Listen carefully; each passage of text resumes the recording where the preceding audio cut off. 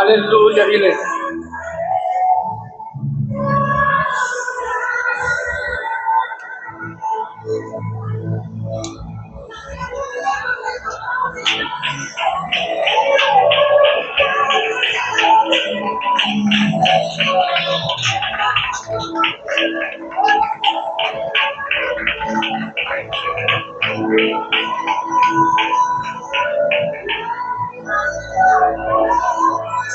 Vamos, elévale alabanza.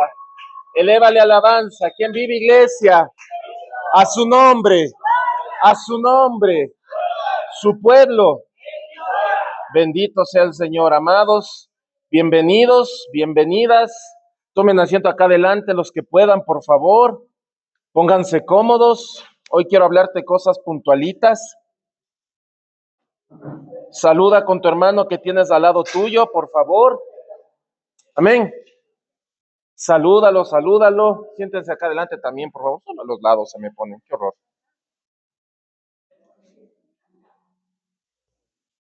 Dios es bueno, iglesia. Dios es bueno, iglesia.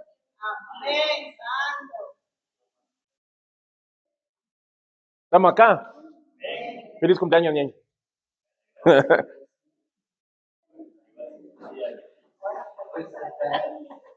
Bueno, hoy quiero predicarte sobre hacer las cosas bien y sobre cómo Dios te puede usar para impactar y alterar una ciudad, un barrio, un sector. ¿Estamos acá? Amén. Ok, permíteme orar antes de arrancar con la prédica. Padre celestial, gracias. Rey soberano, gracias por esta casa de oración, por los que aquí se congregan, por los que aquí se reúnen, por los que han podido venir, por los que no han podido venir, por los que vendrán en el transcurso del pasar del tiempo, de las semanas, de los días, de los años, de los meses. Bendecimos cada alma que sea atraída por el Espíritu Santo a esta casa, Padre celestial, y a cualquier casa de oración. Bendecimos todas las casas de oración, Padre, que exaltan tu nombre, aman tu presencia, honran tu presencia, soberano. Todas esas casas de oración donde hay buena, sana doctrina, donde hay una palabra que no es adulterada, soberano Rey. Te damos gracias por ello, Padre celestial. Te damos gracias por cada pastor y ministro que sabe discernir tu palabra y enseñar lo correcto a tu pueblo. Soberano Rey, gracias por este tiempo, gracias por permitirme dirigir juntamente con mi esposa esta casa de oración, bendito Padre. Te damos gracias, soberano Rey de gloria, por todo lo que tú haces. Gracias por cada alma por la cual nos has puesto a velar, bendito Dios. Gracias porque tú eres un Dios paciente, soberano. Gracias, Dios eterno, por tu extremo amor, tu bondad y tu extrema paciencia. Te damos gracias, soberano Rey, en el nombre de Yeshua el Mesías. Padre, también leo tu palabra en el nombre de Yeshua, guiado por tu Espíritu Santo. Amados, bienvenidos, bienvenidas. 2 puntos. Tú tienes la unción para causar un alboroto donde sea que vayas. Puedes causar un alboroto donde sea que vayas. ¿Ok? El famoso versículo que dice, mi pueblo perece por... ¿Cuántos han escuchado eso? ¿Ya? ¿Y por qué creen que... Hay muchos pastores que usan ese versículo, ¿no? Y le exhortan a la iglesia y dicen, iglesia, ustedes están pereciendo porque les falta conocimiento. ¿Han escuchado? ¿Ya? Te voy a indicar qué es la religiosidad como tal.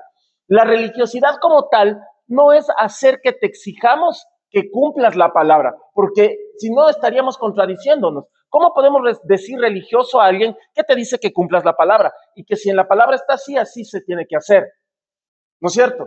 Eso la gente lo tilda como religiosidad o fariseísmo, porque los fariseos eran muy exigentes haciendo que se cumpla la ley, pero ellos por algún lado no la cumplían bien. ¿Ok? Pero el asunto acá es que la gente piensa que todo es religiosidad cuando uno te presiona o te exhorta a que cumplas lo que la palabra de Dios dice. Entonces, eso no entra dentro de una religiosidad porque sería absurdo. Entonces, si hablamos de eso, Jesús hubiese sido el más religioso de todos, porque Jesús dijo, si me amas, obedece mis leyes, cumple mis leyes, mis mandamientos, mis preceptos. Y Jesús fue el que más en contra de la religión se iba. Entonces, en realidad, ¿qué es la religiosidad como tal? Permíteme explicarte, la religiosidad como tal es que tomar una parte de la escritura usarla a tu favor o a tu antojo para manipular a la gente. Eso en realidad es religiosidad. ¿Estamos acá? Entonces,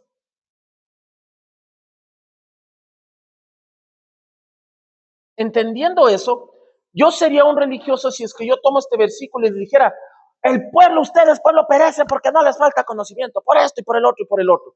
Entonces, eso es religiosidad. Religiosidad es usar un versículo para sacar algo a mi favor. Eso es religiosidad. Religiosidad es manipular la palabra. Religiosidad es señalarte y condenarte y ponerte, no sé, en un estándar, en un puesto, en un sitio, ¿ya? Religiosidad es que si tú te equivocas, caerte más encima y mandarte unas 50 veces al infierno si no te arrepientes. Eso es religiosidad.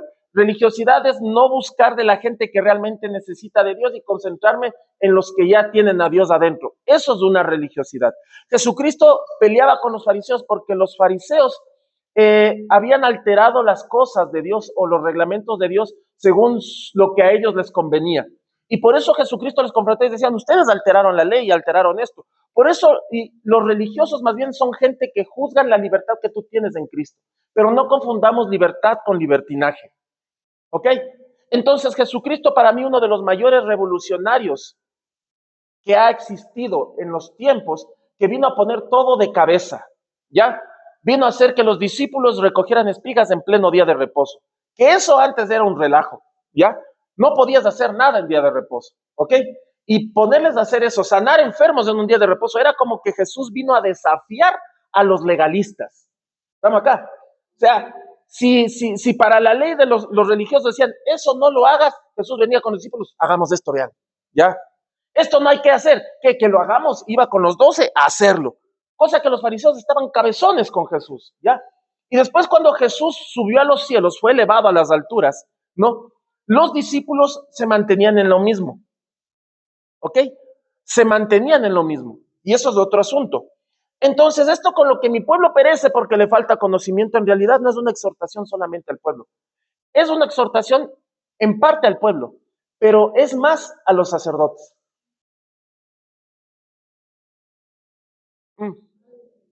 A los que tenemos que velar por el pueblo. Porque yo entiendo que ustedes como pueblo de Dios confían primero en Dios y confían en que les estoy dando una palabra que realmente es verdadera. Y van a decir, bueno, si el pastor lo dijo, hay que hacerlo. Entonces, la responsabilidad sobre un pastor recae porque ¿qué es lo que te enseño? ¿Ya? Y que tú confías en lo que te enseño. Porque aparte de eso te estoy mostrando un versículo. Pero no porque te muestro un versículo quiere decir que porque es un versículo es lo correcto que yo te estoy diciendo. Porque lo puedo estar manipulando. Por eso ustedes están conscientes de que a mí me gusta enseñar el texto y el contexto, lo que está arriba, lo que está abajo, y no enfocarme solo en un versículo como tal. Porque yo me puedo enfocar en el que mi pueblo perece porque le faltó conocimiento y puedo desarrollarte una buena prédica en el espíritu. Pero te vas a sentir como que, híjole, no tenemos conocimiento, no aprendemos esto y lo otro. Es como que tú le culpes a un niño que le va mal en clases si la profesora es un desastre. Y sabes que la profesora es mala.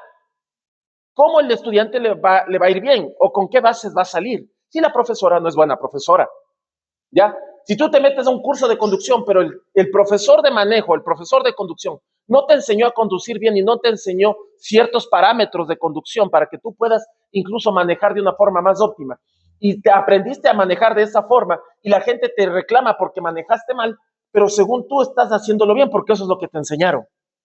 Estamos acá. Entonces, no pueden juzgarte por el conocimiento que tú tienes si es que de dónde viene la fuente también está mal o está confundida. Estamos acá. Entonces, vamos a Oseas, capítulo 4, versículo 4 al 10. Te voy a leer la versión Dios habla hoy porque está muy clara y me parece muy, muy precisa para esto. Y vamos a leer cómo está en la versión Biblia al día. ¿Ya? Acá dice acá. Versión Dios habla hoy dice el Señor. Incluso el título en la versión Biblia al día, Dios habla hoy, perdón, dice, el Señor acusa a los sacerdotes. Pero al acusar a los sacerdotes, acusa también al pueblo. Porque el pueblo hace lo que los sacerdotes dicen. Pero el asunto es que uno tiene como sacerdote o como pastor o como ministro o como obispo, lo que sea, ¿ya? De indicar al pueblo que pues escudriñen la palabra. Entonces, hay mucha gente en el pueblo que se conforma solo con lo que dan en la prédica o con el devocional que te llega en la aplicación y nada más. ¿Ya? O lees la escritura, pero pues la lees y ya. ¿Cuál es el chiste? ¿No? Dice el Señor, dice en la versión Dios habla hoy, que nadie acuse ni reprenda al otro. Está en signos de admiración. Que nadie acuse y reprenda al otro. ¿Ya? En la otra versión de acá, en la traducción hebrea, dice, digan la palabra del Eterno. A ver, Efesios, no, Efesios, Oseas 4:4 dice, por tanto nadie querelle ni reproche a nadie, porque tu pueblo es como los que querellan al sacerdote. Acá dice, que nadie acuse ni reprenda al otro, mi pleito es solo contra ti, sacerdote. Wow. En la otra versión, déjenme ver acá, dice que mi problema es solo contra ti, sacerdote. O sea, hay un problema ahí. ¿Estamos? O sea, Dios se está agarrando con el que está enseñando mal. ¿Ya? En esta otra versión, en la Biblia al día dice, no señales con tu dedo a alguna otra persona tratando de pasarle la culpa. Ay, gracias, mija. Tratando de pasarle la culpa. Mira, en símbolos de admiración, sacerdote, yo estoy señalándote a ti con mi dedo. O sea, está diciendo Dios que hay muchos sacerdotes que hacen esto. Y Dios dice, oye, a ver un ratito, no me señales a nadie, ¿ya? Porque la bronca que tengo es contigo. ¡Epa! ¿Ya? Porque a veces pensamos, en mi caso, hablando por mí, por si acaso, ¿ya? No puedo hablar de nadie, me tengo que hablar por mí. Porque a veces pensamos que porque tenemos un lugar, no sé si decirlo de privilegio dentro del reino, ¿ya? Pensamos que por el llamado que tenemos, no fallamos o no nos equivocamos, ¿ya? O somos irreprensibles, porque hay un versículo que dice que el hombre debe ser irreprensible, pero definamos irreprensible, porque hablamos de un nivel de perfección muy elevado. O sea, significa que no te vas a equivocar en nada, no van a encontrar en qué señalarte, wow, ¿ya? No puedo llegar a ese nivel. Para mí, realmente, para mí me parece imposible, pero si la palabra de Dios lo dice, pues ha de haber cómo, ¿ya? Pero dice que el varón tiene que llegar a ser irreprensible. Híjole, para mí está pues, algo muy top, ¿ya? Pero he visto que hay muchos sacerdotes que señalan mucho al pueblo, ¿ya? Y no hablo solamente por mí, es una tendencia, no decir, el pueblo está así, el pueblo está esto, el pueblo está el otro, el pueblo está... Y usamos el versículo de Oseas que dice, y el pueblo está así porque le falta conocimiento. Pero por amor a Dios, ¿de quién es el trabajo de dar conocimiento? ¿Estamos acá? ¿Amén o no amén? Sí. Versículo 5, tú caerás en pleno día, y por la noche caerá también contigo el profeta, y a tu madre la destruiré. Se armó el relajo ahí. O sea, Dios le cayó con todo a ese hombre ahí. ¿Ya? Porque no. Hay gente que se concentra, en vez de pedir guía directa, buscan guía por otro lado. ¿Ya? Como que si no te sintieras digno de que Dios te pudiera hablar a ti también, de que Dios no te pudiera usar a ti también. Por eso aquí dice tú y tu profeta. Voy a leer. Caerá en pleno día y por la noche caerá también contigo el profeta. ¿Ya? Porque últimamente, pues, es un ministerio que ha estado muy manoseado y que se usa para señalar mucho. ¿Ya? ¿Se han dado cuenta? Y ahí viene la famosa parte que dice, mi pueblo no tiene conocimiento, por eso ha sido destruido. Y a ti, sacerdote, esa es la parte que nadie te dice, ¿no? Dicen, el pueblo perece porque le falta conocimiento. Punto. A ti, sacerdote, ¿ya? A ti, sacerdote, que rechazas el conocimiento. O sea, Dios quiere enseñar a las cabezas, pero las cabezas no quieren enseñar al resto del cuerpo. Y no solo va en contra de un pastor, porque los hombres somos sacerdotes de casa. ¿Qué hacemos, Mari? Creo que soy el único sacerdote de casa yo.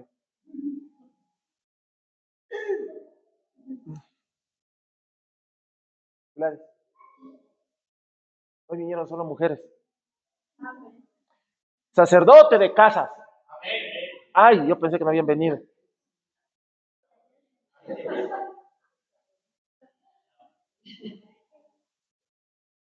Dios quiere enseñar a los sacerdotes, pero los sacerdotes no se están preocupando por recibir la enseñanza que Dios quiere dar. ¿Mm? Varón no es solo el que tiene que ver la forma como provee, mucho, poco, lo que sea. Tiene que ser sacerdote. No hay. Me voy a concentrar en predicar a las damas porque, pues, como dicen en redes sociales, los hombres están escasos. Y parece que acá también, pero bueno. Pastor empezó con sus ironías. Pues sí, o sea, ¿qué puedo hacer, Dios mío? Pues, o sea, están castrando a los varones acá, no sé qué sucede. ¿Qué hacemos, Wendy? ¿Qué hacemos, Dani? Díganme, por Dios, estoy asustado yo. Ani, ¿qué hacemos? Los sacerdotes no responden. Bueno, pausemos. No, me voy a saltar otro capítulo, porque si los hombres no reaccionan, mijita. Ah, Hechos 19. Hechos 19. Lo de Oseas les voy a predicar otro día. Realmente el estado de los varones sí está un poco preocupante. Pero bueno, Hechos 19. Pastor está agresivo, sí. Los varones no reaccionan y eso me preocupa. El diablo se los va a comer crudos, muchachos, si no se ponen las pilas. Son sacerdotes de casa. En serio, es verdad. Varón no es solo el que se porta bravito, el que dice así se hace. Varón es el que entiende el manto que porta. Cualquiera puede proveer, cualquiera puede llevar dinero a la casa, cualquiera. Pero en realidad dar la cobertura de sacerdote en casa es lo que demuestra cómo es el peso de un varón en el reino. Estamos acá, ¿ya? Hechos 19. Y la plena, no te voy a predicar de Oseas porque los varones no están al nivel según vi hoy. Así que eso queda para cuando estén más despiertos.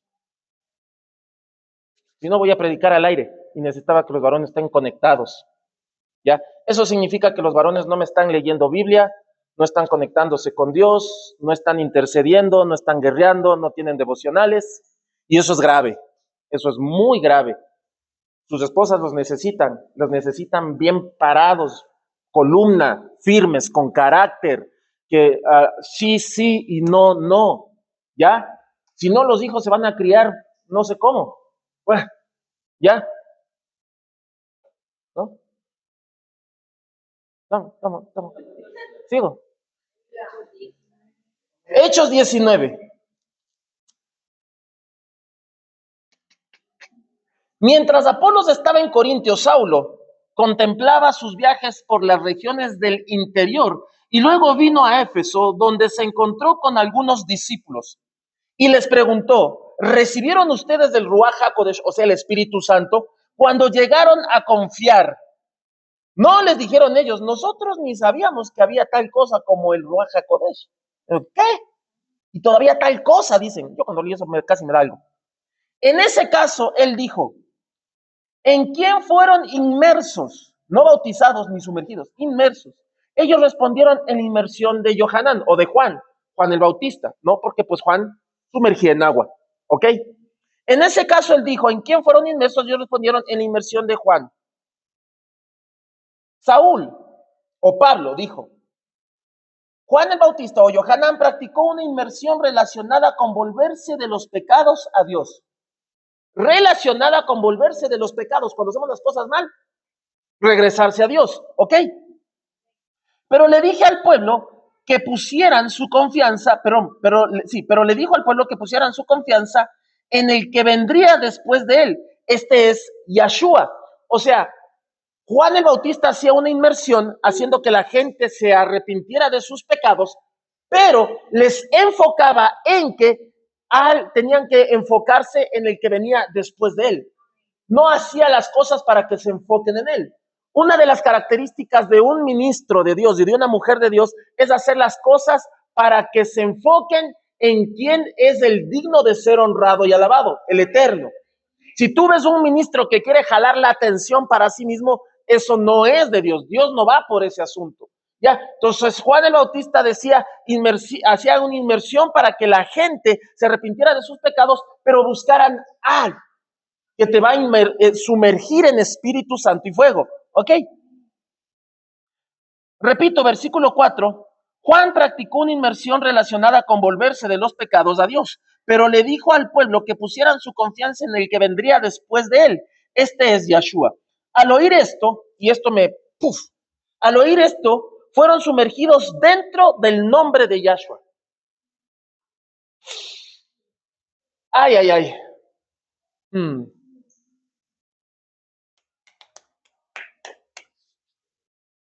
Sumergidos adentro del nombre.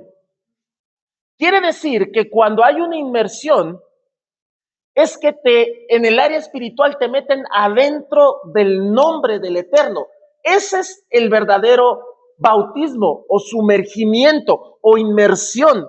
La gente se ha concentrado últimamente, y no digo que esté mal, en el bautismo, en sumergirte en una piscinita, en un rito, que está bien, la palabra de Dios nos dice que lo hagamos, pero no nos hemos metido adentro del nombre. No nos hemos metido adentro del nombre. Porque si estás dentro, Jesucristo dijo, cuando estaba orando en el monte, dijo, los he protegido con el poder de tú. No leen Biblia. Alguien que lea Biblia, por favor. Con el poder de tú. ¿De tú? Exacto. Está en el libro de Juan. Los he protegido con el poder de tu nombre. Quiere decir que la clave está en el nombre. Por eso dice, toda lengua confesará y toda rodilla se doblará y confesarán que Jesucristo es el Señor. Confiesan un nombre, dicen una palabra, declaran algo. Entonces dice que él, al oír esto, fueron sumergidos dentro del nombre. Te meten en el reino espiritual dentro del nombre. Tú no te puedes meter dentro de un nombre. Pero cuando tú recibes eso, eres sumergido dentro del nombre. Y al ser sumergido dentro del nombre, el nombre te protege. ¿Ya? ¿Qué significa Yeshua? Dios salva. ¿Ya? O Emmanuel, Dios con nosotros, Dios salva. Y Yahshua, no como algunos lo escriben mal, Y-A-S-H-A, es Y-A-H-S-H-A, Yahshua, como está acá, Yahshua, algunos le quitan la H y ponen Yash o Yahshua. No, es con una H, perdón, ya me estoy, que me da ayer cuando escriben mal el nombre, ya. Estamos acá, amén. Ahí tienes que hacer un blooper de eso, Mario. ¿Ya? Entonces eres sumergido en el nombre. Dentro, cuando estás dentro de ese nombre, el nombre te protege porque el nombre manifiesta la esencia de quién es el portador de ese nombre.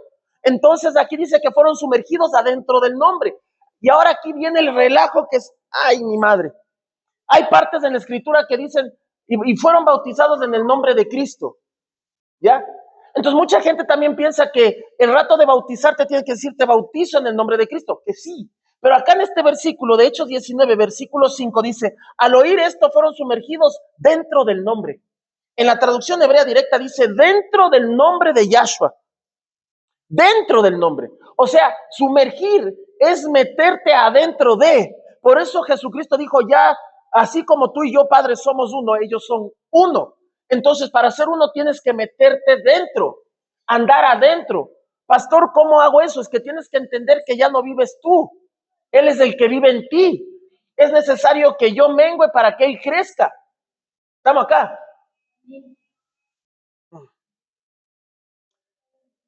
Ay, mi madre. Y cuando Saúl les impuso las manos, o Pablo les impuso las manos, el Espíritu Santo vino sobre ellos. Así empezaron a hablar en lenguas y a profetizar. ¿Ya? ¿En qué lenguas, pastor? Pues en las lenguas que se manifestaron en el libro de Hechos, capítulo 2. ¿No? Empezaron a hablar en idiomas. ¿Ya? En idiomas. ¿Ok? Eran en total unos 12 hombres, sumergidos dentro del nombre. Dentro del nombre. Al estar dentro del nombre estás metido en Dios. La gente que ha sido bautizada en Espíritu Santo y fuego caminan dentro de Dios. Ya no se nos ve a nosotros, se le ve al nombre. Ya, repito, Jesucristo dijo, les he protegido con el poder de tu nombre. Ya, con el poder de tu nombre. Ahora, si ustedes me preguntan, entonces, pastor, La verdadera frase que se debería soltar cuando te sumergen es, te sumerjo dentro del nombre cuando bautizo a alguien. Si me baso en este versículo, pues literal sí. Muchos decimos, te bautizo en el nombre de Jesús, pero la frase correcta, según la traducción directa del hebreo, es dentro del nombre. Dice, al oír esto fueron sumergidos dentro del nombre. Ay, ay, ay. Es dentro, porque ahí hay protección. Tú no puedes sacar a un pez fuera del agua. Tiene que estar adentro, sumergido ahí. Entonces tú tienes que estar sumergido en el nombre. El nombre tiene que ver con los ríos de agua viva también. Amén. Sumergidos dentro del nombre.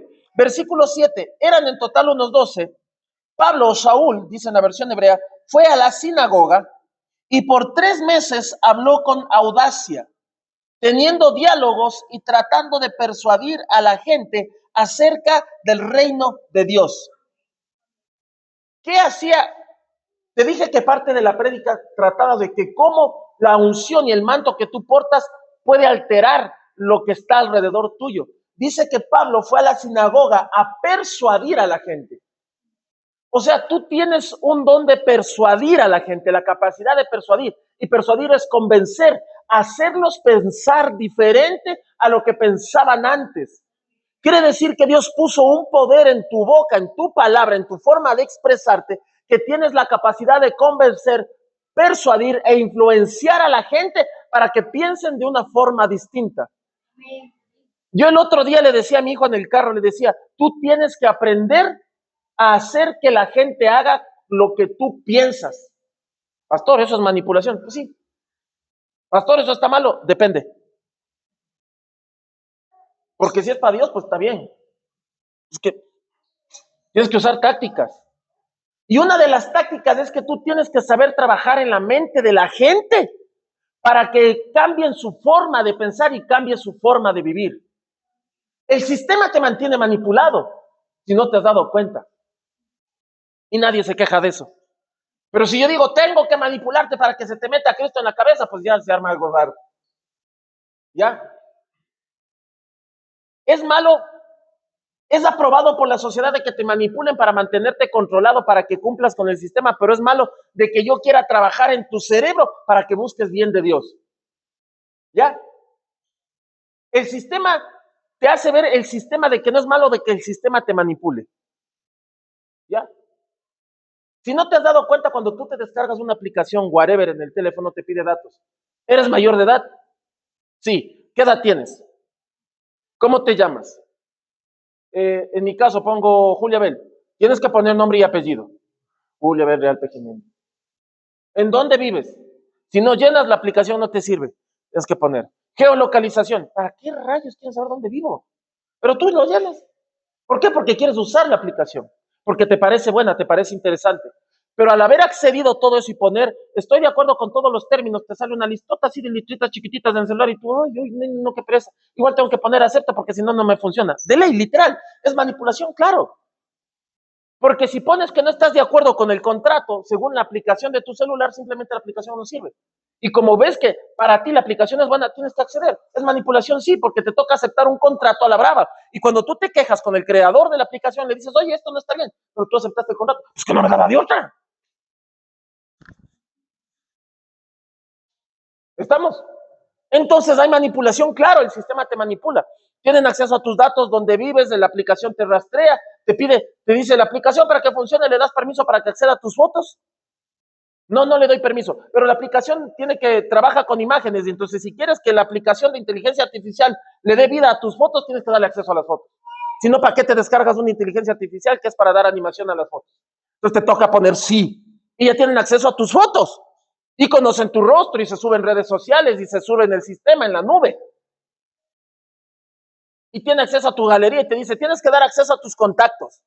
¿Pero por qué? Si solo es para... Tienes que dar, y tienen acceso a tus contactos, y por eso es que tú dices, ¿y por qué me llaman de esta empresa si yo nunca les di el número? Pero alguien instaló una aplicación que también tiene tu número guardado, entonces si yo instalo una aplicación y acceden a mis contactos, te van a llamar a ti.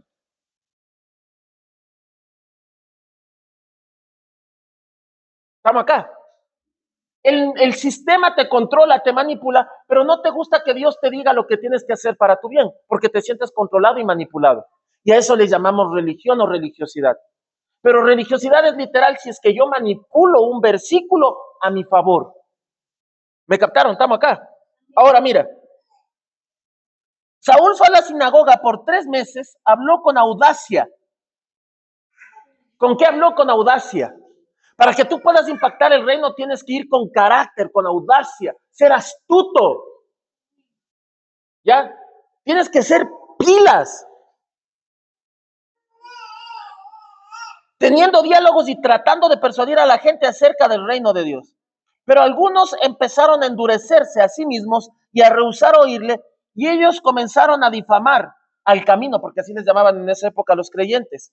Ante toda la sinagoga, Pablo se retrajo, se llevó a los discípulos y él comenzó a tener diálogos diarios en la yeshiva de Tirano. ¿Ya? O sea, se fue con la gente que en realidad quería escuchar el mensaje. No quería perder el tiempo con los que no querían hacer nada.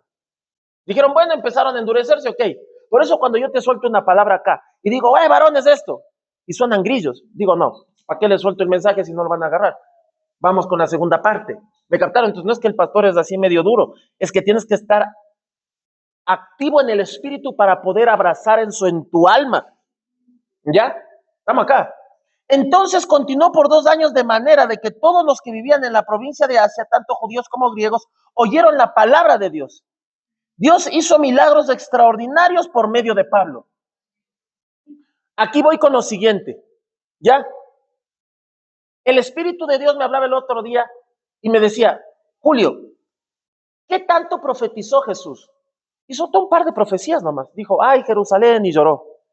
Y les dijo, ay, así va a ser en los últimos tiempos, Mateo 23 creo que está, ¿no? Y habrá 24, ya, Mateo 24, gracias, Dani.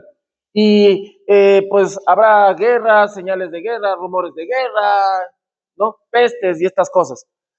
Fueron las únicas profecías que soltó. ¿Qué más hizo Jesús? Me decía el Espíritu de Dios. Se concentró en las necesidades, más que profetizarlo, y en hablarles del reino. Porque él venía de allá, entonces era la fuente directa de la información de cómo son las cosas arriba. Si a mí me preguntas, Pastor Julio, ¿cómo es el reino de los cielos? Tal vez te pueda decir 2 cositas, obvio, basados en la escritura y tal vez de experiencias sobrenaturales que haya tenido. Más de eso no, porque el que te puede hablar del reino de los cielos con lujo de detalles es Cristo, es el Espíritu de Dios. Estamos acá. Él sí, si tú le preguntas, ¿cómo es? Porque los discípulos le preguntaban. Los discípulos le preguntaban y decían a Jesús, enséñanos a profetizar, enséñanos de sueños, de visiones. No, lo que le preguntaron es, enséñanos a orar. Porque ¿qué es lo que te debería importar a ti en tu vida como hijo de Dios? ¿Cómo tener una conversación íntima con el Todopoderoso? Porque si aprendes a conversar con la fuente del conocimiento, ya todo se manifiesta. Pero la gente hoy quiere que le enseñen a profetizar, quiere que le enseñen de esto, de códigos. Está bien, se te puede dar, te sirve, obvio que te sirve. Pero ¿qué es lo que va a impactar más tu ministerio? Que sepas cómo orar. Porque incluso la palabra lo dice, no sabemos cómo orar. Y es el Espíritu que nos tiene que guiar. Amén. Entonces Jesucristo más se puso a sanar enfermos, a resucitar muertos, a hacer milagros, a demostrar que Él viene de Dios. Porque para demostrar que Él viene de Dios tenía que hacer cosas que una persona normal no las puede hacer. Pero Jesucristo te soltó una clave. Mayores cosas que las que yo hago harán en mi nombre. La pregunta es, y a lo que a mí me estresa es que la gente no hace mayores cosas. ¿Estamos? Algo está pasando que no se manifiesta esa parte de la unción del manto que portamos. Se supone que deberíamos hacer mayores cosas y no las hacemos. Pasamos más quebrantados, más con problemas, con situaciones, con conflictos y no hacemos mayores cosas.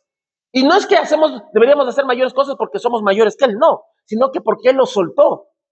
Vamos a poder hacer mayores cosas que Él porque Él lo habló, lo declaró, lo manifestó. Por eso lo vas a poder hacer. Si Él no lo hablaba, no lo podías hacer. Entonces, como el dueño del poder dijo, harán mayores cosas que yo, ya te fue asignado y autorizado el poder hacer. El asunto es que la gente no se apropia de esa capacidad ilimitada que Dios te acaba de dar. ¿Estamos? Mira. Entonces Dios me decía, ¿qué es lo que más hizo Jesús? Hablar del Padre, hacer que la gente se enfoque en el Padre. ¿Ya? El Señor me hablaba muchas cosas, entre esas que te haga caer en cuenta. Y una vez te hablé, pero tengo que hacerte un recorderis. Tu casa tiene que estar protegida por cómo tú buscas a Dios, no por los actos proféticos que tú hagas. Yo sé que va a haber mucha gente que me va a criticar por esto, pero lo que te voy a decir tiene base y fundamento bíblico. Y te lo dije una vez, pero te lo voy a repetir porque parece que al pueblo no se le ha grabado. No estoy en contra de los actos proféticos, ¿ya? En la Biblia te habla de actos proféticos, de muchos profetas que hicieron un acto profético, que pues cogieron 5 varas y cuál salió y dejaron ahí delante del altar y una reverdeció, fue un acto profético, ¿ya? Elías pues ordenó el altar y hizo que echaran pues ni sé cuántos litros de agua y cavaron ahí y mojaron el altar y todo un asunto y descendió fuego y se encendió. Perfecto. Hay muchos actos proféticos, ¿ya? Que pues dobló el manto Eliseo y lo azotó y las aguas se abrieron y cruzó. O cuando Eliseo pues jaló el hacha con otro palo y bueno, hay muchos actos proféticos, ¿ya? Pero dime un asunto acá. Eso se salió de control.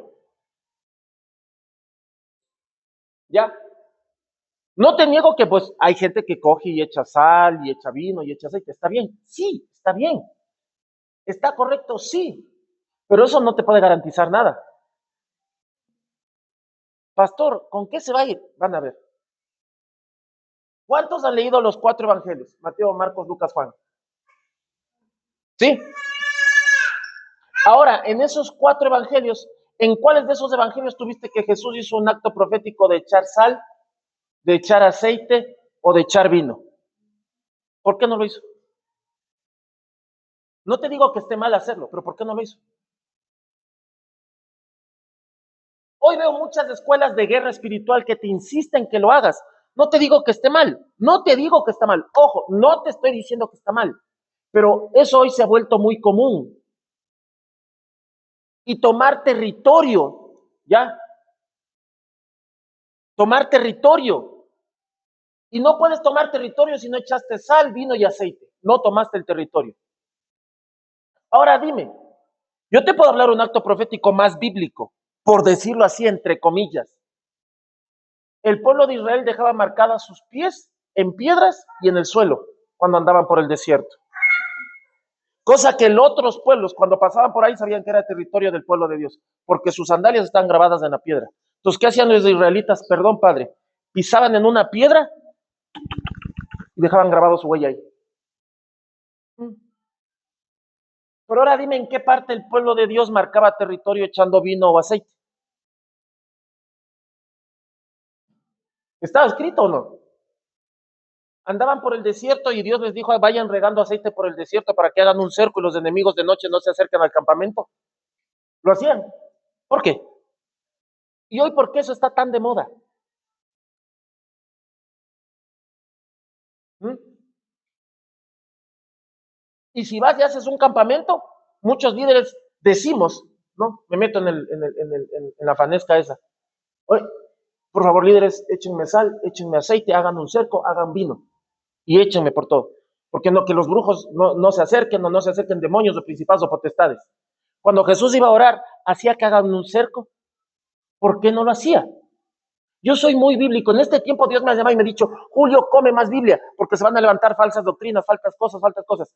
No estoy en contra de echar sal, porque Abraham sembró un árbol que se llama tamarisco, creo que es el nombre. Y ese árbol, ¿qué es lo que hace? Coge la sal del suelo y bota sal por las hojas para cambiar el pH del suelo y se mueran las otras plantas que no son igual a esa planta. ¿Ya? Y solo se crecen las plantas que son como esa planta. Eso fue un acto profético que hizo Abraham. Dijo, aquí van a crecer solo plantas que pueden vivir del suelo salado. Y si esa planta de tamarisco fue sembrada en un suelo que no era salado, La planta cambió el pH del suelo para volverlo salado. Absorbía la sal del suelo y botaba sal por las hojas. Y las hojas cuando caían al piso hacían salado al suelo, cosa que las otras plantas se morían. Está en Génesis, no sé, creo que 30, no me acuerdo bien. Pero leerás ahí, pondrás. Y ahí habla que Abraham sembró una planta de tamarisco. Y esa planta literal produce sal. Entonces, ¿cuál fue el acto profético que hizo Abraham ahí? Sembró esa planta dando a dar señal que no va a crecer nada que no tenga que ver con el pacto que él hizo con Dios. Pero ese acto profético tiene más base bíblica. ¿Me captaron? Pero yo vuelvo a preguntar mucho a la gente, ¿por qué actualmente en los cursos, talleres de guerra espiritual o lo que esto que el otro, te dicen que tienes que echar vino? Yo sé que el vino representa la sangre, sí, lo sé, y muchas veces hasta lo he usado, sí, no te digo que no, por eso te digo, no estoy en contra de eso, ¿ya? Pero se ha vuelto muy común que si, y la gente se llegó a psicosear a tal punto que si no lo hace, te sientes desprotegido. Entonces hemos limitado a Dios a una botella de aceite, una botella de vino y un puñado de sal. Perdón por lo que voy a decir, pero nos hemos convertido en brujos cristianos. Porque ¿qué hace un brujo? Yo he visto que los brujos cogen, salen de su tienda, cogen sus polvos, sus harinas y empiezan a hacer sus señales con las manos y se van. Y los cristianos vamos con la sal, el aceite y el vino y nos vamos. ¿Y los ángeles para qué están? Están a tu servicio. La presencia de Dios ¿para qué está? Dice, aquí yo te doy autoridad para hollar serpientes y escorpiones y sobre toda fuerza del enemigo y nada te dañará. Yo he hecho cerco de protección en mi casa echando sal. No te digo que no, sí, lo he hecho. Insisto, no estoy en contra de eso. Pero como lo dije en una prédica, si no tienes aceite, y si no tienes sal, y si no tienes vino, te fregaste. Según los talleres de guerra espiritual, te fregaste. Estás desprotegido. ¿Y ahora con qué haces un cerco? Y ahora no tengo sal, aceite, vino, ¿y ahora qué hago? ¿Qué haces? Se fregó. Jesús iba a orar, no le decía a los discípulos que hagan un cerco con eso. ¿O sí? No. ¿Qué hacemos? Hemos reducido a Dios a un frasco de sal, a un frasco de aceite y a una botella de vino. Y si no tenemos eso, no tenemos los elementos proféticos para hacer un cerco. Y hoy todo se mueve en torno a eso me refiero, está muy desgastado, muy trillado. Y por enfocarnos tanto en elementos proféticos, nos hemos descuidado de la unción y de la presencia. Porque ¿qué es lo que decía Dios? Mi presencia irá contigo a donde quiera que vayas. No decía, pero no te olvides de llevar la sal, el aceite y el vino.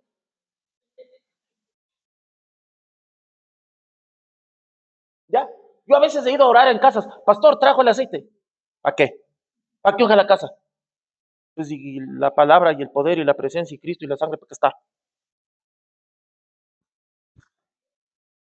Entonces, pastor, no llevó aceite para ungir la casa. Se fregó, se te van a meter 500 demonios. Entonces, ¿y ahora qué hacemos? No se llevó el aceite. Entonces, la gente se psicoció tanto con eso. Y no me estoy burlando de eso, pero es que hemos llegado a un punto crítico de que si no tienes elementos proféticos en casa, el diablo se te va a meter. Ahora, ¿qué podemos hacer si se te mete el diablo en la casa? Tienes que echarlo fuera, pues. O dime, cuando Jesús estaba predicando, se levantó un endemoniado en plena prédica. ¿Qué sería? ¿Que Jesús no tenía unción? No, no se refiere a eso. Pues el diablo está ahí. El diablo va rondeando la tierra y después Dios le llama a que rinda cuentas. Dios no le dijo, oye, tú no puedes venir acá. ¿Cómo así? Pues es un ángel, está al servicio de él, tiene que darle cuentas. Los demonios tal vez no podrán subir allá a darle cuentas, pero Satanás sí, porque es un ángel. ¿Está al servicio de Dios? Sí. Pero nos hemos vuelto tan religiosos, y eso sí es religiosidad. Ya. A mí incluso me han salido con que, pastor, vea, para que pues tenga más unción y más poder, pues bañarse con sal. Pues y el jabón, yo quiero sacarme el sucio, no sazonarme. Me falta llevará comino, ajo picado, ¿qué más tengo que ponerme? ¿Ah? Orégano, ¿qué más me tengo que echar ahí? Ponerme a fuego lento, que no sé. Exacto. dejarme marinando en una tina 2 días para que tener buen sabor y ponerme ablandador de carne. Está dura. Ya. Una vez me salieron con que, pastor, necesito su correa porque pues el Señor me dijo que con su correa tengo que ponerle a hervir en una olla y con eso se me van a ir las enfermedades. Yo era así, ¿es en serio? Yo así. Dije, wow, no sabía que esta correa tenía tanta unción, órale. Pues yo que la llevo puesta, a mí no me hace nada. Lo único que es que no se me caigan los pantalones, pero que ya es bastante, ¿ya? Entonces, algo pasa con el pueblo que queremos buscar el misticismo en todo lado, ¿ya? Los discípulos andaban con la presencia y punto, andaban con el Espíritu Santo y punto. Entonces, tanto acto profético, tanta cosa profética está haciendo a un lado al literal, al espíritu de la profecía, que es quien te habla de Cristo. Entonces no podemos salir sin aceite en el bolso, o sin sal en el bolso, o sin vino en el bolso, porque nos sentimos desprotegidos. No podemos salir sin la fundita de mostaza o la ramita de trigo ahí, porque si no, no me siento que estoy en un ambiente profético. Estamos acá. En mi casa hay elementos proféticos, hay como está acá, sí, lo hay, ¿no? Pero no me paso santiguando cada vez que paso por ahí. ¿Ya? No paso haciendo reverencia, porque sé que el Espíritu de Dios está acá. No se me metió adentro del shofar, no se me metió adentro del aceite, porque no dice eso la palabra, dice que yo soy el templo, no el aceite, no el vino, no la sal. No puedo reemplazar la presencia de mi amado Espíritu Santo por elementos. Estamos acá, no puedo reemplazarlo por elementos. Y hoy hay que tener mucho cuidado porque se está empezando a mover unciones que nos están haciendo reemplazar la presencia por elementos. No podemos reemplazar la presencia por elementos. Y hoy hay un ambiente trágico en muchos lados, en mucha cabeza de los creyentes, que si no hay elementos proféticos o elementos que tengan que ver con algo de Dios o con algo que tiene que ver con el altar de Dios, no va a haber manifestación. Con el respeto que Dios se merece, yo puedo coger el menorá y guardarlo allá y Dios se va a seguir manifestando.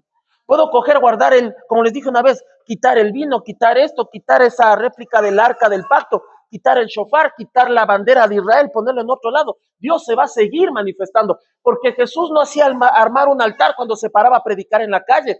Le dijo, Pedrito, tráeme un poco más acá la barca, y se paraba en el filo de la barca y hablaba. No decía, a ver, tú sácame la bandera de Israel, tú, Mateo, ten ahí listo el shofar, tú por acá pues ondea la bandera y tú por acá ponme las... No, solo se paraba y soltaba y la gente se quedaba, wow. ¿Por qué? Porque el Espíritu Santo está sobre él. Por eso Jesucristo decía, el Espíritu de Dios está sobre mí, por cuanto él me ungió. Entonces el Espíritu Santo no es una unción, el Espíritu Santo es Dios, quien te unge y te da la capacidad para hacer algo. Tengas o no la botellita de aceite o la de vino o la de sal. No te digo que no sea útil, sí, porque va a haber ratos que Dios te va a decir, echa sal. No te digo que no, sí, pero es cuando Dios lo diga, no cuando en un curso pues te enseñen que si no haces eso te fregaste y que si no invocas a los ángeles así. El pueblo está cayendo en un nivel de hechicería muy serio, muy serio. Muchos aquí nos han conocido porque hemos dado talleres de guerra espiritual, hemos hablado de elementos de guerra espiritual, sí, pero no me enfoco en que tienes que hacer eso porque si no lo haces no funciona. Porque si no, ¿qué diferencia tenemos de las cosas que hace el pueblo que no conoce de Dios? Porque ellos también tienen sus elementos, ¿no? La plantita de ruda, ¿cómo se llama esa? La herradura del caballo en la puerta. Estamos en el mismo pleito. ¿Ya? Entonces, ¿dónde queda lo que es verdadero? El Espíritu de Dios. La gente grande de Dios dice en la Escritura que el Espíritu de Dios estaba con él.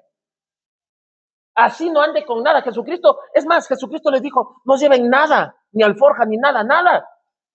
¿Qué significa? No necesitas elementos proféticos para que Dios se manifieste. Necesitas a Dios. En el desierto el pueblo no fue llevando cosas proféticas. era la columna de nube y la columna de fuego. Nada más. Hoy estamos tan metidos en lo místico, en lo profético, en lo apostólico, y la gente se pierde. Porque no les estamos enseñando a depender de la presencia de Dios. Ese es el problema hoy. Y por eso es que ahí el pueblo perece por falta de conocimiento, por culpa de él, de los que nos paramos acá y no decimos las cosas como son. Y no le enseñamos al pueblo las cosas como son. Y obviamente el pueblo, porque piensa que tenemos un cargo pastoral, dice, no, pues si el pastor lo dice, está bien. Pero bellos, preciosos, nos damos besitos a todo mundo, pero por favor, coman Biblia. Literal. Estamos en tiempos en que se van a levantar muchos espíritus de influencia, muchos espíritus de engaño. Y si no estás bien metido en la palabra, te van a decir religioso por esto, por el otro, lo que sea que te digan. Pero Jesucristo dijo algo puntual. Si me amas, obedece lo que está aquí. Y para obedecer lo que está aquí, tienes que aprenderte lo que está aquí. De Génesis a Apocalipsis, porque nada está abolido. Hay cosas que Dios mismo sacó, pero porque hizo ciertas señales. Sacrificios ya no hay que hacerlos. ¿Por qué? Porque la señal, ahí me atrevo a decir, la señal profética de que los sacrificios terminaron son dos. Una, que Jesucristo, el Cordero inmolado, mientras Jesucristo iba siendo sacrificado en Pascua, ya, la Pascua del Señor, los sacerdotes, al mismo tiempo que Jesús estaba siendo clavado en la cruz y su sangre derramada, los sacerdotes, fariseos, en los templos, ese día estaban sacrificando igual corderos, porque eran fiestas de Pascua. Se sacrificaban miles de corderos y el cordero también estaba trepado en la cruz. Esa es una señal de que hasta ahí llegaron los sacrificios. Y la segunda señal es que el templo fue destruido. Entonces el pueblo hebreo ya no tiene dónde ir a hacer sacrificios. Porque el templo donde literal tenían que ir a hacer el sacrificio fue destruido. ¿Por qué? Porque Dios lo permitió, dándote a entender que ya no hay sacrificio. Que ya vino el Mesías. Entonces, lo que sí quedó abolido, por decirlo así, es que ya no tienes que traer palomas, chivos, vacas, lo que sea. Ya no. Pero el resto de cosas, hay cosas que todavía sí se mantienen. Porque Jesús dijo, yo no vine a abolir, vine a hacer que se cumpla. Y parte de hacer que se cumpla es que Él tenía que venir y manifestarse. Pero el pueblo tiene que comer Biblia. Tiene que comer Biblia. Por eso le dijo en Josué 1, medita en este libro de día y de noche y todo lo que hagas te saldrá bien. Medita en este libro. Si este libro a mí me dice que vaya a echar vino y aceite por todo lado, yo lo hago, pero no está. Pero no te niego que esté mal, pero no es la clave, ni la dosis, ni la fórmula para que no se te metan los chamucos en la casa. Si no, pregúntale a Job. El mismo Satanás dijo a Dios, pero tú tienes hecho un cerco. No dijo Job hizo un cerco. Dijo, tú tienes hecho un cerco y a él no hay cómo tocarlo. ¿Quién es el que hace cerco? Dios. ¿Por qué? Porque Dios está contento que Job hacía lo que tenía que hacer. Y eso, Dios por esa causa hizo un cerco. Si me preguntan, pastor, ¿Dios quitó el cerco a Job?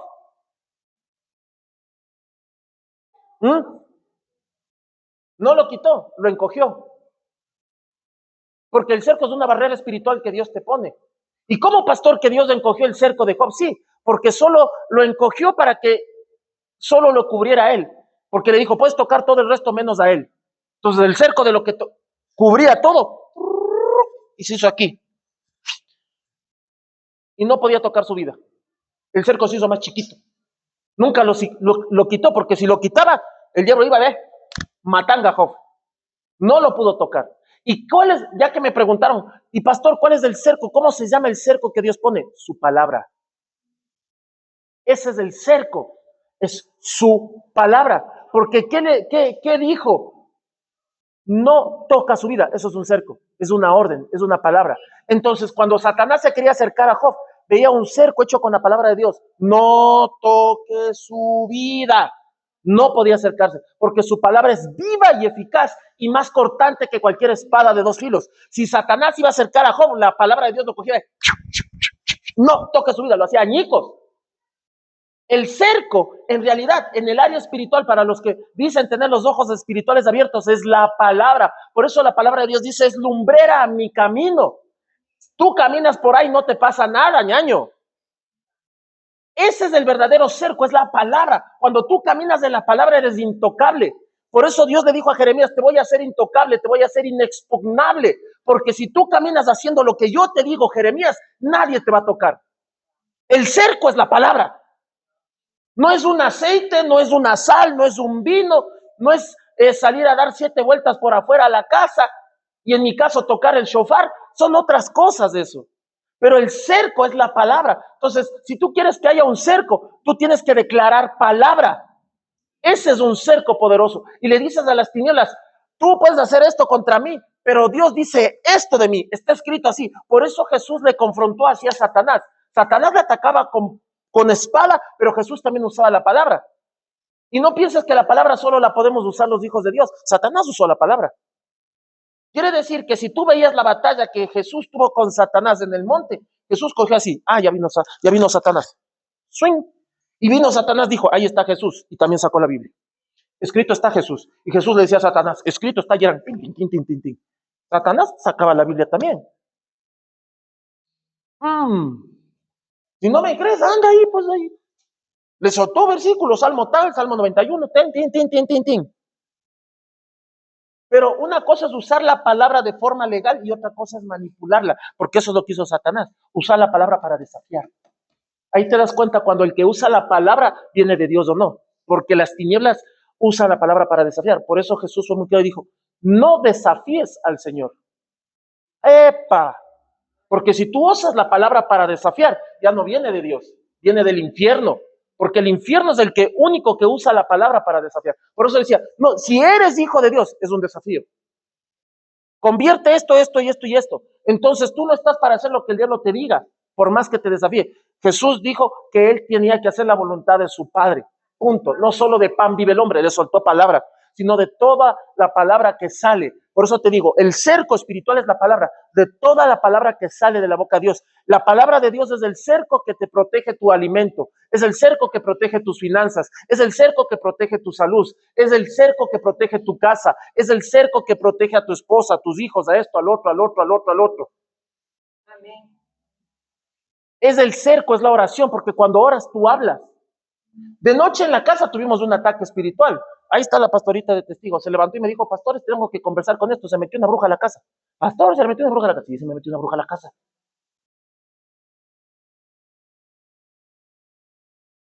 Y lo sintió la pastorita, después me levanté yo. Y era un ser que quería atacar a mi esposa. Entonces, Dios le levantó a la pastorita Bachita y le dijo, ponte a orar. Por eso hoy, al principio de la prédica, me agarré con las cabezas de hogar. Porque la pastora Bachita, perdón, pastorita, que cuente lo que nos contó. Pero la pastora Bachita le dijo, Señor, entonces, ¿qué hago? ¿Me pongo a guerrear? Solo ora, porque esto solo lo puede reprender el sacerdote de casa. No estoy mintiendo, delante de Dios estoy. El sacerdote de casa, o sea, este pechito. Y los sacerdotes, si los sacerdotes no están pilas, las brujas, los demonios se les van a comer con galleta. Literal, les van a usar de paté y se los van a pegar adentro. Por eso el sacerdote de casa debe estar pilas. Entonces, cuando la pastorita contó eso, yo le dije, pastorita, ¿sabe qué? Yo en la madrugada tuve esto porque estaba acostado y ¡pum! Sentí la presencia de la bruja y le dije, pastorita, esa bruja se puso atrás de la ventana de mi casa y dijo, sí, ahí también yo la vi. Y yo que estaba con los ojos cerrados, no lo vi con mis ojos, pero les vi con mis ojos espirituales porque yo estaba así acostado y ¡pum! Sentí y vi una presencia negra, oscura, grande, una bruja muy poderosa. Me levanté, cogió, me paralizó, pero en mi mente proclamaba la palabra de Dios, el nombre del Eterno. Y se fue. Y la pastorita veía cómo esa bruja caminaba por todo el patio de la casa. Y me puse a guerrear porque quiso atacar a mi esposa, porque mi trabajo como sacerdote y varón de casa es proteger a mi esposa y a mi hijo, y los que estén en ese lugar. ¿Me captan? Es por eso que el sacerdote de casa debe estar pilas, sentir. Porque yo le dije a la pastorita, yo soy como perro guardián, va a sonar grosero, pero es así. Yo estoy durmiendo, pero escucho aunque sea una así, y me levanto, y salgo de la cama, y me pongo chompa, y cojo la linterna, me doy la vuelta por el patio, salgo a la calle, veo qué pasa. No soy, mi amor, algo sonó, ¿qué hacemos? Pastor, ¿no le da miedo salir 3 de la mañana afuera a la calle a ver qué golpeó su puerta? No me da miedo, y si son ladrones y disparan, ¡ni modo! Pero no voy a estar así. El otro día sacudía la puerta de mi garaje de la casa así, pum, pum, pum, 3 de la mañana, literal. Como que alguien era parado sacudiendo la puerta y yo me despierto. Mi esposa no escuchó, mi hijo no escuchó. Digo, ¿qué es? ¿Será que estoy alucinando? Y la puerta, pum, pum. Yo dije, bueno, Con quien esté me agarro. Chompita, gorrito, un palo acá por si acaso sean más de uno. Dije, vamos, Señor, manda unos 4 ángeles más por si acaso sean montoneros. Pero no tenía miedo. Dije que pase lo que tenga que pasar. Abrí la puerta, era un perro. Pero ya, pues salí de dudas. Yo decía, qué fuerza del perro este, hijo, ¿qué come? Ya. Literal, un perro, ¿por qué? Porque en esa época mi perrito estaba en celo, entonces ese perro estaba como loco allá afuera. Ya quería hacer hueco en el piso para meterse. Pero cabezas de hogar tienen que activarse. Cabezas de hogar tienen que levantarse. Pero tienen que pararse duro, porque hay planes de las tinieblas para atacar tu hogar y destruir tu hogar. Y si tú no te pones firme sobre tus pies, te van a hacer pedazos. Me levanté con dolor de cabeza, me levanté con malestar, porque era una bruja de alto rango, pero más fuerte es el que está en mí que el que está en el mundo. Y un cabeza de hogar, si tiene que dar la vida por los suyos, pues ni modo, chévere. El morir, el vivir es Cristo y el morir es ganancia. El que tiene miedo a morir, que no nazca, punto, ya. Algún rato tienes que morirte. Si Cristo no viene antes, no puedes vivir psicoseado con, ay, me voy a morir, me va a pasar algo. Y ahora, Job dijo, lo que más temía me sobrevino. Entonces, si estás pensando que te vas a morir, lo más seguro que te va a pasar en la vida, perdón que sea directo, es que te vas a morir. Eso sí es seguro. Si es que Cristo no viene antes, lo más seguro que te va a pasar es que vas a quedar templado algún rato en el piso. Así de sencillo. No tú, tu cuerpo. Eso sí es seguro. Tu salvación y tu muerte física son seguras. Si es que Cristo no viene antes. Así que no te tienes que desesperar como que, ¿y si me muero? ¿Y si me muero? Pues algún rato te va a tocar lidiar y algún rato en tu vida se te va a parar el ángel que te va a decir, me mandaron a llamarte, ñañito, ¿qué hacemos? Le das la mano y te jala y nos fuimos, punto, ya, ni modo. Pare de contar, algún rato te va a pasar, así que deja de traumarte por eso. Y si tienes que enfrentar a lo que te da miedo, a lo que sea, te toca, porque ese es el trabajo de un cabeza de hogar y de los que vayan a ser cabeza de hogar. Ese es tu trabajo, tienes que pararte como varón, como cabeza y defender a lo que tú amas, hacer que tus acciones hagan un cerco. Pero si a pesar de eso Dios permite que un brujo, una bruja, un chivo, una cabra se te trepe el cerco y entre, pues por algo lo permite, para que te estés pilas y sepas cómo pelear, cómo guerrear, para ver si estás atento, porque nada pasa por encima de la voluntad divina. Entonces la bruja que se metió en la casa del pastor Julio, Dios lo sabía y lo permitió, porque tengo por seguro que si Dios quería impedir que se meta, lo hacía, sencillo, pero por algo lo permitió, para que estemos más despiertos, más pilas, más pendientes de las cosas. ¿Me captan? Entonces, cabezas de hogar, ojo, tienen que levantarse con autoridad, leer la palabra, cuando tengas tiempo, por decirlo así, entre comillas, orar, aunque la palabra de Dios dice orar en todo tiempo. Si estás en tu trabajo, conversa con Dios. Orar no es solamente pedirle a Dios. Hemos malinterpretado la palabra oración. Oración es conversar. Oración es decirle no solo, Señor, sáname, ayúdame, provéeme. Señor, lléname de tu presencia. Señor, dame más conocimiento, más sabiduría. Señor, ¿qué me quieres mostrar? Señor, ¿qué me quieres enseñar? Señor, ¿qué necesito para poder servirte mejor? ¿Qué necesito para poder servir de nivel? ¿Qué necesito para no dejarte en vergüenza? Para no representarte mal delante de los hombres. Eso también es oración. Ojo, cabezas de hogar, así debe orar un varón. Señor, fortaléceme, Señor, levántame. Señor, dame carácter, dame autoridad, dame visión, dame ideas, dame, no sé, no solo fuerza física. Un varón de Dios tiene que orar así, diciendo, Señor, dame inteligencia para dirigir a mi esposa, a mi esposo, para dirigir las finanzas. Si eres un desastre en las finanzas, clama y pídele y dile que te ayude. Señor, manda un ángel contador, no sé. Si es que hay. Es que hay ángeles que cocinan, pues así Elías le cocinaban ángeles, bajaba y le hacían el desayuno. Entonces, asumo que hay ángeles contadores, no sé. Ya. Ayúdame en finanzas, no sé, algo.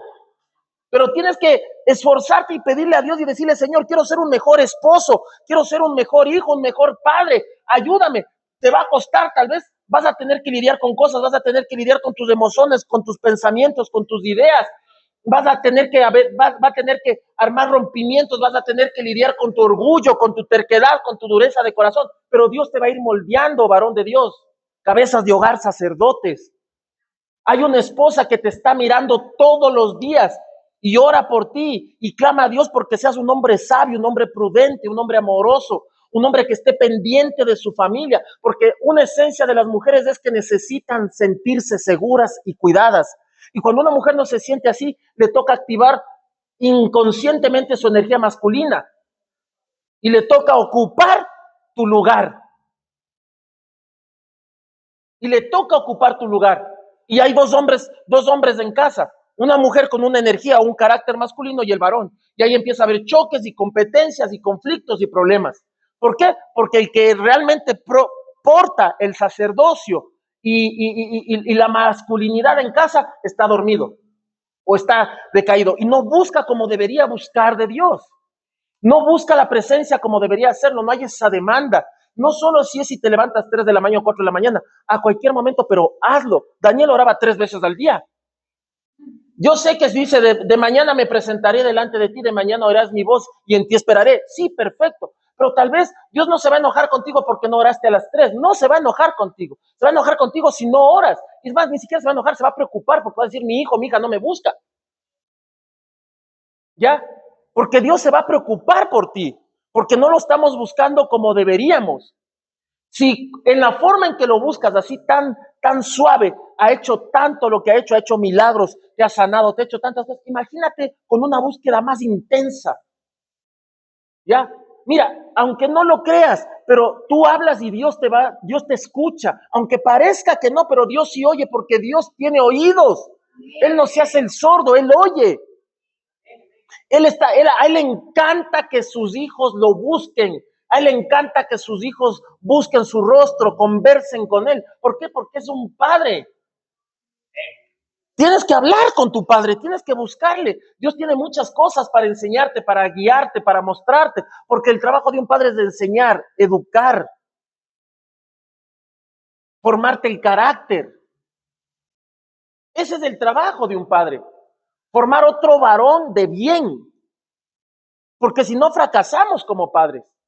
Y muchas veces Dios me tiene que dar en las pompas, me tiene que dar porque el padre que no corrige no ama. Si Dios ve que me estoy descarriando y tiene que sacar su super ultra vara ungida desde el cielo, hiper mega largote y darme en la cabeza, ¡pum!, desde el trono, bienvenido sea. Pero si eso me va a alinear, chévere, porque me ama. Pero si un padre ve que su hijo se está descarriando y no hace nada y se hace loco, ahí no hay amor. Así de simple, porque quien ve que te estás dañando o vas camino a la perdición y no hace nada, no hay amor. Entonces yo prefiero los garrotazos del padre a que el padre me ignore. Literal. Porque dice, tu vara y tu callado me infunden aliento. Pongámonos de pie, amados.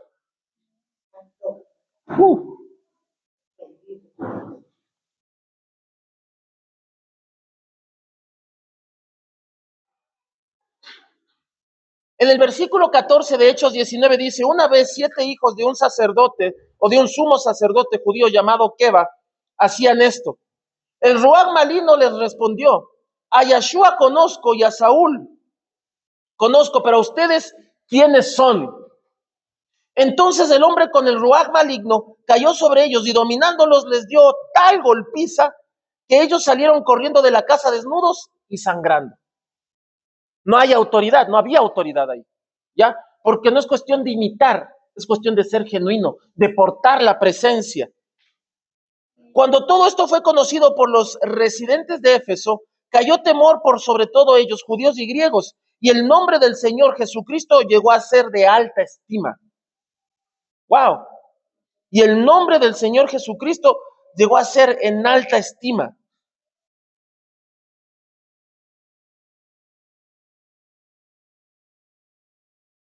Uy, santo. Versículo 18. Muchos de los que antes habían hecho estas profesiones de fe, ahora admitieron públicamente sus obras malignas. O sea, había en el pueblo gente que hacían disque profesiones de fe, pero estaban camuflados de malignidad. Por eso hoy te digo, esto de los actos proféticos se ha salido de control y pasó de ser algo que de cierto modo manejaba un nivel de unción, se pasó a convertir en hechicería cristiana y en brujería cristiana. Perdón que te lo diga, si es que tú lo haces, no te sientas mal, pero es así. Y no te enfoques solo en eso. Sí, es bueno, te dieron tal vez en un taller de guerra espiritual, lo que sea, perfecto, sí. Te dio cierto conocimiento, sí. Te enseñaron a tomar territorio, posesión, está bien, perfecto. Pero eso no es el todo, porque nos hace desenfocarnos de la esencia principal, que es la presencia de Dios. Porque tú puedes hacer todos los actos proféticos que quieras, pero si Dios no está en la secuencia o en la fórmula,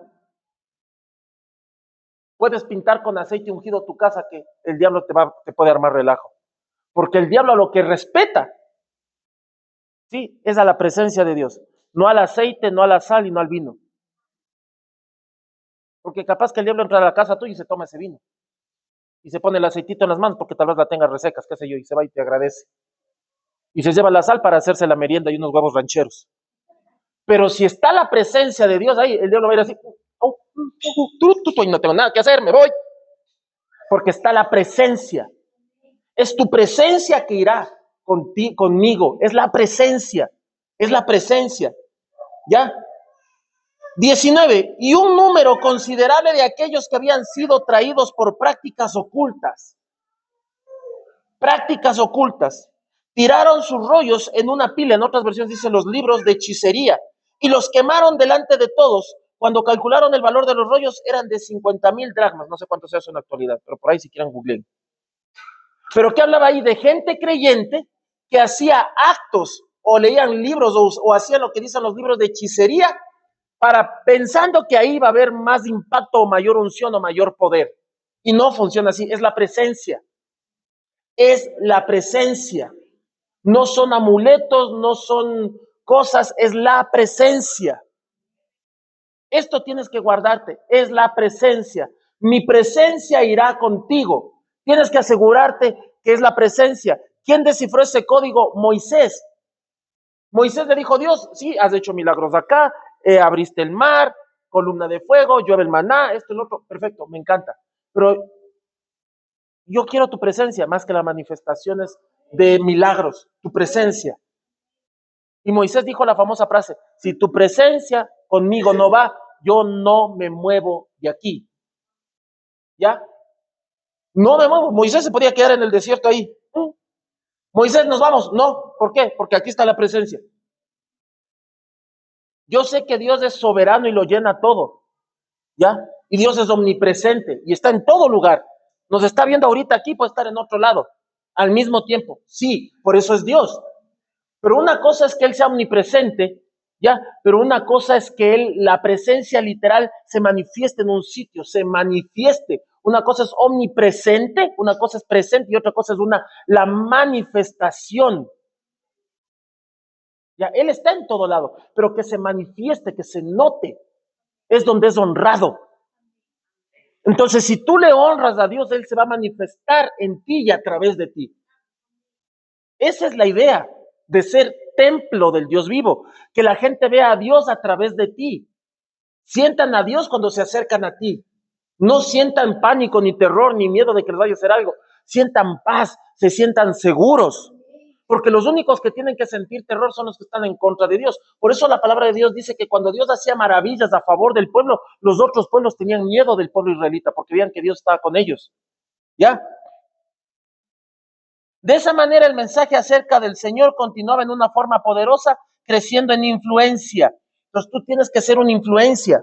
Algún tiempo después Pablo decidió por el Espíritu pasar a Macedonia o por Macedonia, acá y después Jerusalén, y después que esté allí, dijo, tengo que visitar Roma, así que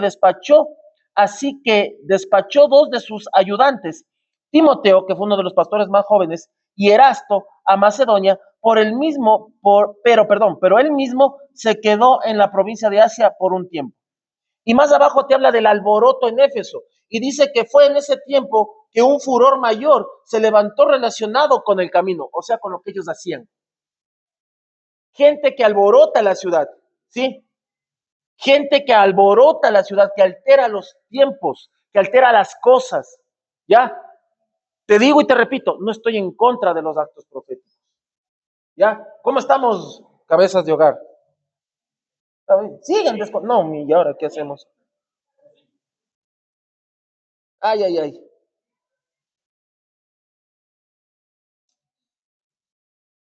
Ay, ay, ay. es importante que como cabezas estemos firmes.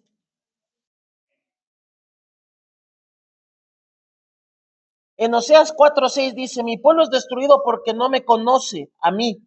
Y esto es todo por culpa de ustedes, oh sacerdotes, pues ustedes mismos han rehusado el conocerme. Por lo tanto, yo rehúso reconocerlos como mis sacerdotes, siendo que han olvidado mis leyes, o sea que ya no leen.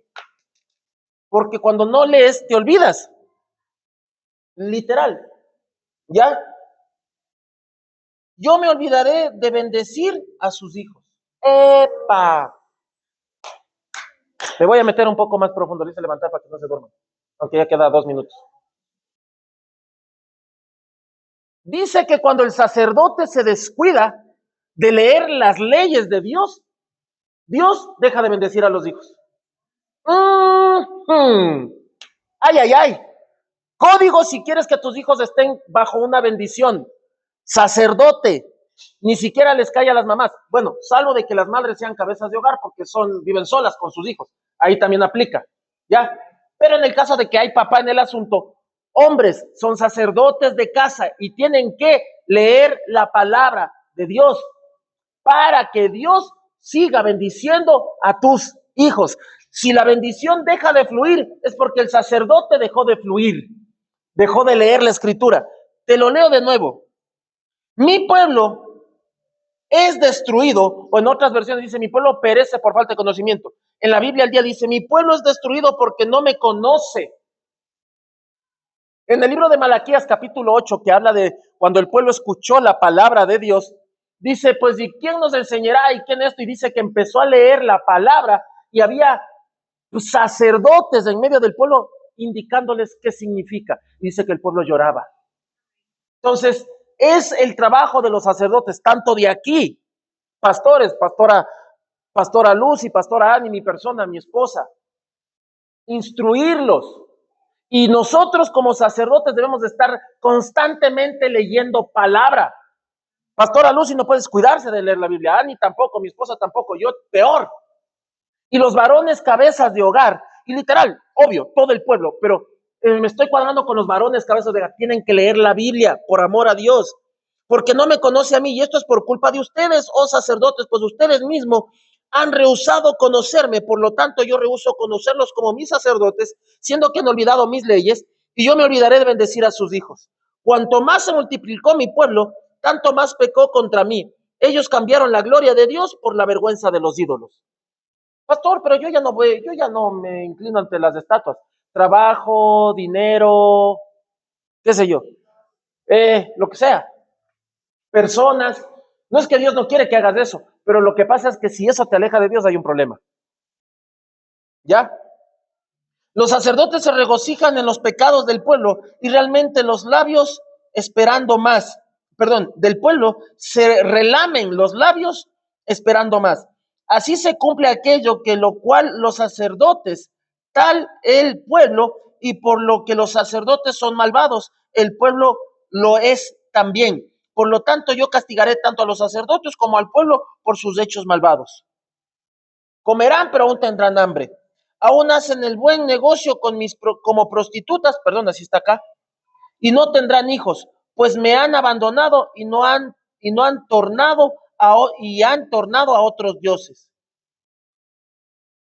El vino, las mujeres, la música han privado a mi pueblo esto está terrible. El vino, las mujeres y la música han privado a mi pueblo de su cerebro. ¡Epa!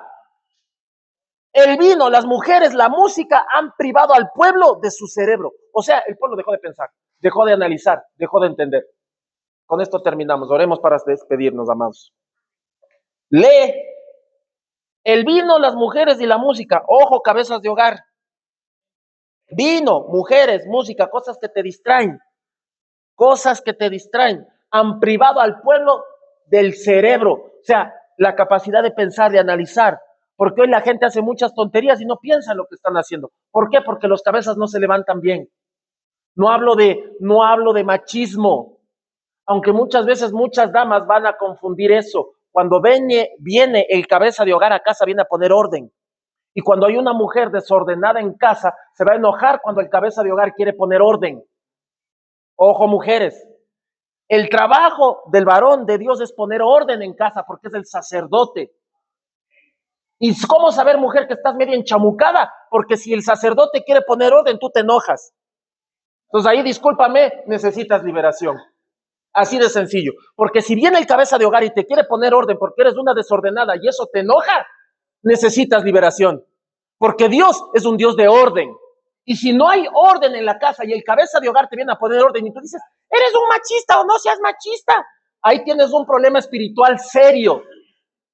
Porque no te gusta que diga, mijita arregle esto, mijita haga el otro, mijita haga el otro. No te gusta porque dices que es machismo. No es machismo, es el sacerdote intentando poner orden. Pero el sacerdote sí es apreciado porque tiene que dejar plata, tiene que pagar esto, tiene que pagar las cuentas, tiene que pagar el arriendo, tiene que pagar la luz, tiene que pagar el agua y el teléfono. Ahí el sacerdote sí es válido. Pero cuando el sacerdote te quiere poner orden en la casa, ahí el sacerdote está mal y tiene que salir volando por donde entró. Eso no es de Dios, eso es del diablo, literal. Discúlpame que te lo diga. Pastor está mandando en directas, no, estoy siendo muy directo. Entonces a las damas les gusta que el varón cumpla, pero ustedes también cumplan. Bonito es exigirle al varón que cumpla con sus cosas de varón, pero el varón, cuando tú le exiges que cumpla con las cosas de varón, el varón te va a exigir orden, porque la mujer sabia edifica la casa, mas la necia con sus propias manos la destruye. Entonces el varón da los ladrillos, pero la mujer tiene que construir. No saca nada el varón dando ladrillos si la mujer no construye. ¿Estamos acá? ¿Sigo o nos vamos ya? Entonces que la casa se edifique es trabajo de dos. Entonces, si el varón lleva los ladrillos son pagar esto, el otro, pero la mujer no le gusta que le pongan orden. ¿De qué hogar estamos hablando? Porque el sacerdote, así como provee, también quiere que haya orden en casa. Entonces el sacerdote va a ir y va a poner orden en los hijos, va a poner orden en esto, va a poner en orden acá, porque un manto que tiene el varón es que le gusta que las cosas se hagan bien. Por eso las mamás dicen, verás, ya viene tu papá si no obedeces. Y los hijitos, uy, va a venir papá, híjole. Pero si el sacerdote no es honrado en casa, ¿qué orden quiere que haya? Entonces confunden orden con machismo y ahí el hogar se desbarata. Estaba acá, amén, damas, porque las damas cuando estaban jalando los cabellos a los hombres estaban contentas, pero ahora, ¿qué pasó? Alaba la gloria. Vamos acá. O quieren borrar el versículo que dice que la mujer se salvará engendrando hijos. ¿Qué hacemos con eso? Versículo machista. La mujer se salvará engendrando y cuidando hijos. ¿Está o no está? Pero a la mayoría ese versículo no le gusta, pues. ¿Qué hacemos? ¿Pablo es machista o no? ¿Qué hacemos, damas? Díganme. Me van a crucificar después de esto acá. ¿Está o no está? ¿Han leído ese versículo? Eso le fascina a las mujeres. Se salvarán engendrando y cuidando hijos. ¿Qué hacemos? Pero sí les encanta el versículo que dice, el hombre insensato no provee para su casa. Ese versículo lo desgastan durísimo. Pero cuando dice que te salvarás engendrando y cuidando hijos, ¿qué hacemos? Yo pienso que el pastor tiene que ser recíproco, ¿no? Pues dar látigo a todos por igual. Si no, el mismo espíritu que inspiró a Jesús dar látigo en el templo y tumbar las mesas es el mismo espíritu que me está inspirando a soltarte lo que te suelto. Que Jehová te bendiga, que Jehová te guarde, que Jehová haga resplandecer sobre ti su rostro, que Jehová tenga de ti misericordia y de mí también, y ponga en ti paz en el nombre de Yeshua el Mesías. Si quieres honrar a Dios con diezmos y ofrendas, ahí está el alfolit para que Él abra las puertas de los cielos y derrame bendición en tu casa y en tu familia hasta que sobre y abunde. Los de YouTube, sean felices. Bye. Tal vez.